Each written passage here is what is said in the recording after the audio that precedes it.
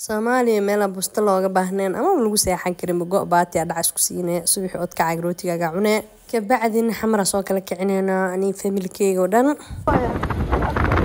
buura suraba u dheer kana Soomaali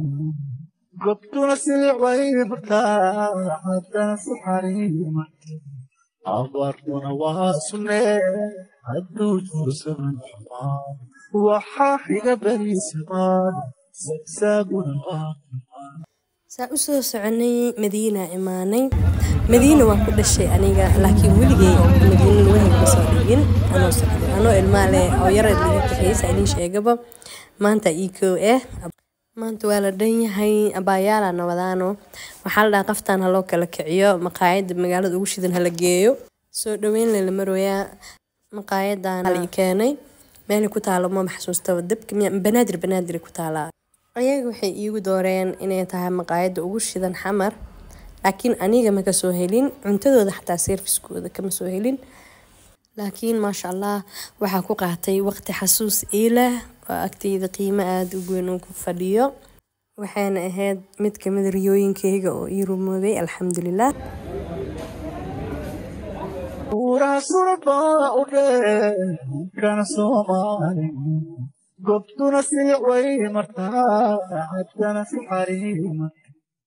abartuna waa sunnee hadduu jursan waxaa xiga bariismaan saaguna waa dhammaan gaalool samada jiro salkuna warorsanyay ayaan saba kula dhasho qabkaygu mas-uuli karo samada calankaa kula dhan ayaasan ka taagi faray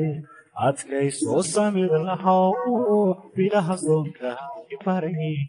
gaalool samada jiro salkuna warorsanyay ayaan saba kula dhasho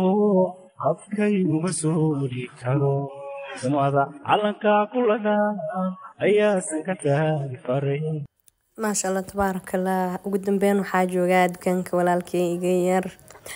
بدان عبد القادر بدان ما شاء الله إلهي وبركيه محاك حيسة بدن كان سان وعمرا وحكستو وقروح يعرف إن لو ده وحكا عجبيو ودن صار الرصاد thank you very much ولالكي وقتي وقروح بدنا أسيسي